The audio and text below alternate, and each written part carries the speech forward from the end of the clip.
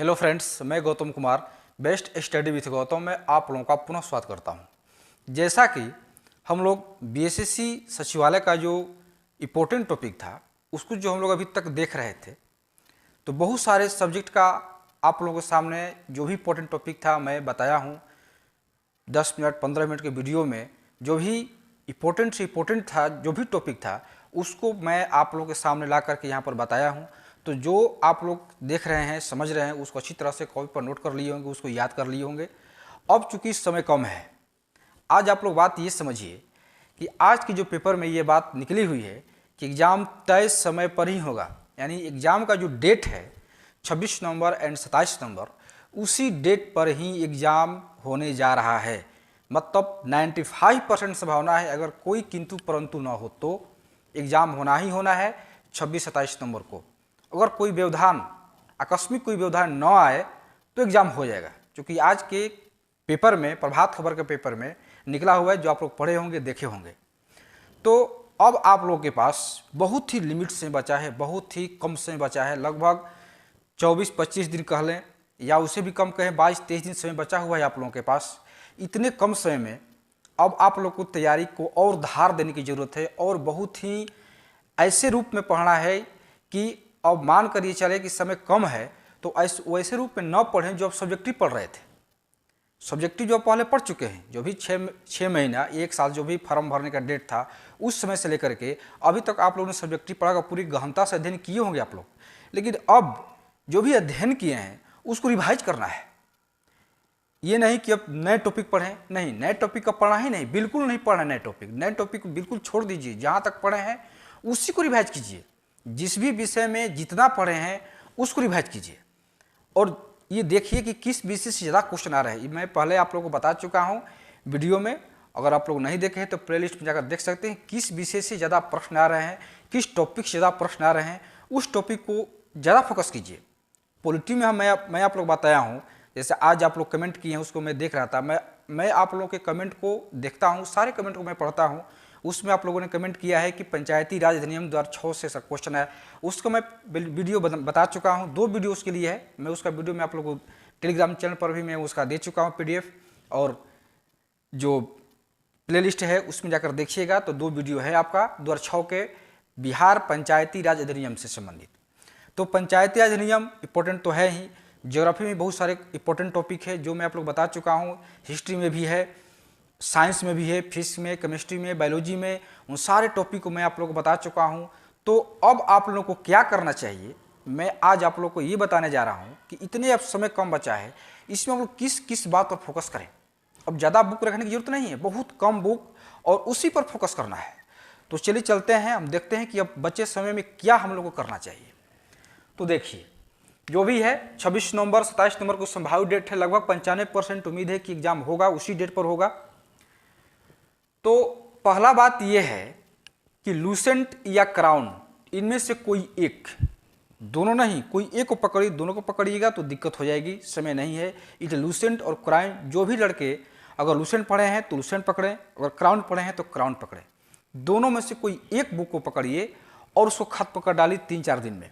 पहली बात तो ये, इस सामान्य ज्ञान की जो लूसेंट आती है उसका। फिर एक लूसेंट विज्ञान की आती है, लूसेंट जो देखे होंगे आप, साइंस की अलग से आती है।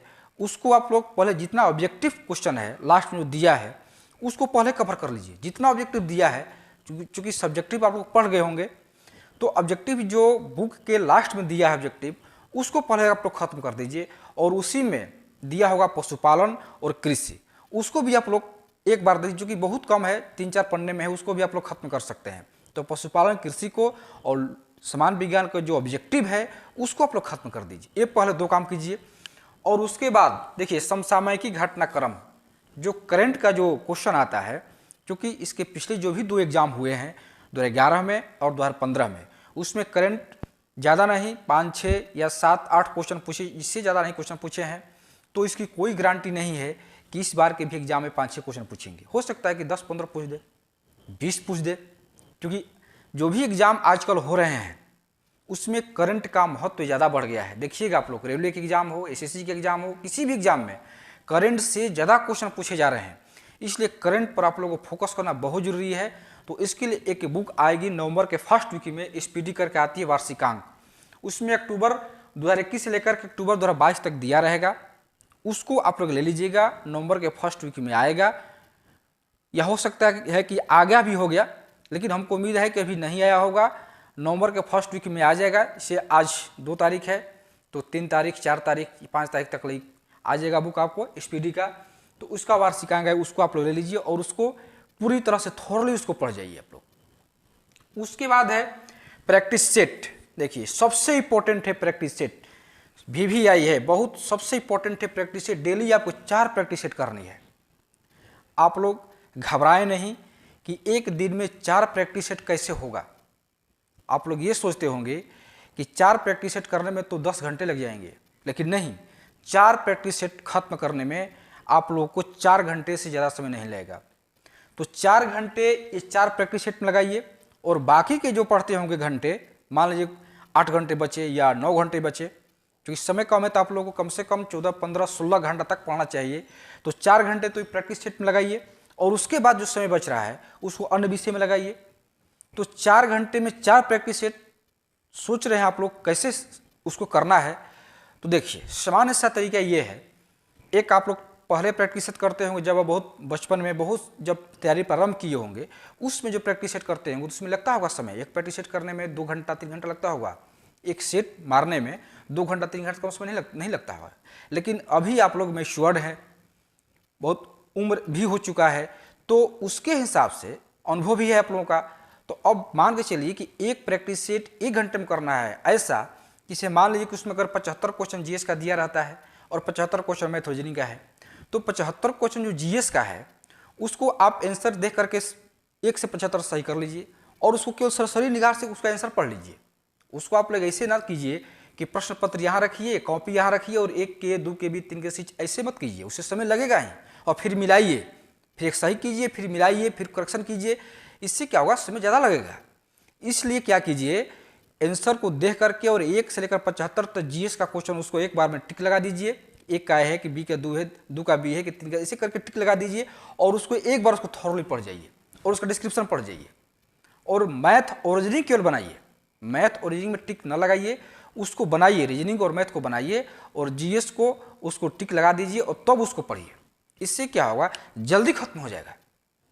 तो एक प्रैक्टिस सेट देखिएगा आप लोग, एक प्रैक्टिस सेट से 1 घंटा से ज़्यादा समय नहीं लगेगा। तो 4 प्रैक्टिस सेट कीजिए, 2 सुबह में 2 शाम को, तो 4 हुआ 4 घंटे में। और बाकी का जो समय है इन सारे विषयों पर लगाइए। इसे लूसेंट का हो गया, क्राउन का हो गया कोई एक, उसके बाद समसामयिक घटनाक्रम पढ़िए। उसके बाद हुआ बिहार समान ज्ञान, देखिए, और बिहार समसामयिक घटनाक्रम, इसको आप लोग छोड़ दिए, एकदम छोड़ दीजिए इसको। बिहार समान ज्ञान हो या बिहार समसामयिकी हो, क्योंकि इससे बहुत कम क्वेश्चन आते हैं। देखिएगा आप लोग, ज़्यादा क्वेश्चन नहीं आते हैं। अगर बिहार समान ज्ञान थोड़ा सा पढ़ना ही तो ऊपर ऊपर का नॉलेज रखिए, ज़्यादा नहीं। कितने जिले हैं या जो भी योजनाएं नई नई आ रही उसको एक बार 2 बार देख लीजिए, या किस जिले का मुख्यालय कहाँ है, कौन उद्यान किस स्टेट में है, कौन सा प्रपात कहाँ पर है, तो इसको एक बार ऐसे ऊपर ऊपर देख लीजिए। लेकिन ज़्यादा डीपली पढ़ने की जरूरत नहीं है, इससे ज़्यादा क्वेश्चन नहीं आएंगे आपको। तो जिस टॉपिक से ज़्यादा क्वेश्चन नहीं आ रहे हैं उस पर टाइम देने की जरूरत नहीं है। जिससे ज़्यादा क्वेश्चन आ रहे हैं उसको कवर कीजिए, जिससे कम क्वेश्चन है उसको छोड़ दीजिए। जिससे इकोनॉमिक्स है उससे ज़्यादा क्वेश्चन नहीं आए हैं तो इकोनॉमिक्स को इग्नोर कीजिए। करंट में अगर इकोनॉमिक्स पढ़ रहे हैं तो उसको देखिए। इसे जो करंट इकोनॉमिक्स पढ़िएगा उसमें अगर इकोनॉमिक्स से क्वेश्चन आएंगे तो वो देख लीजिए, लेकिन ऐसे इकोनॉमिक्स का जो बुक पढ़िएगा उसको फिलहाल छोड़ दीजिए। तो इकोनॉमिक्स छोड़ दीजिए, बिहार समान ज्ञान, बिहार समसामयिकी उसको छोड़ दीजिए। जिससे ज़्यादा क्वेश्चन आ रहे हैं उसको देखिए। जैसे ज्योग्राफी से क्वेश्चन आ रहे हैं, पॉलिटी से क्वेश्चन आ रहे हैं, तो ज्योग्राफी को देखिए, पॉलिटी को देखिए, हिस्ट्री को देखिए। समान विज्ञान से 25 क्वेश्चन आ रहे हैं तो समान विज्ञान को देखिए। और समान विज्ञान में भी बायोलॉजी से ज़्यादा क्वेश्चन आ रहे हैं, क्योंकि 25 क्वेश्चन में 10-12 क्वेश्चन तो बायोलॉजी से ही आ रहे हैं। तो समान विज्ञान में भी बायोलॉजी से ज़्यादा देखिए, क्योंकि जब तक आप रणनीतिक नहीं पढ़िएगा तो मुश्किल है रिजल्ट निकलना। इसलिए जो समय बचा है उसमें आप लोग एक रणनीति के तहत पढ़िए। ऐसे ही पूरी तरह से सब विषय लेकर नहीं चल सकते आप। सब विषय तो आप लोग पिछले 6 महीने से पढ़ रहे हैं, लेकिन अब उसको सिलेक्टेड रूप में पढ़ना है।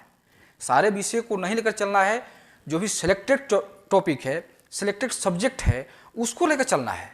सारे विषय लेकर चलिएगा तब तो दिक्कत हो जाएगी। इसलिए अगर साइंस पढ़ना है तो पहले बायोलॉजी खत्म कीजिए, उसके बाद केमिस्ट्री और तब फिजिक्स को ख़त्म कीजिए।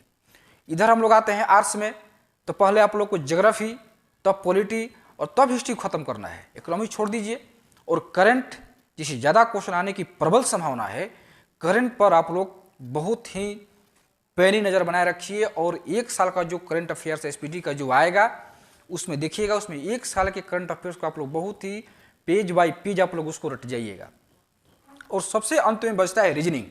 देखिए रीजनिंग 50 नंबर का आता है, तो रीजनिंग पर आप लोग को बहुत ही फोकस करना, बहुत ही ज़्यादा मात्रा में फोकस करना है।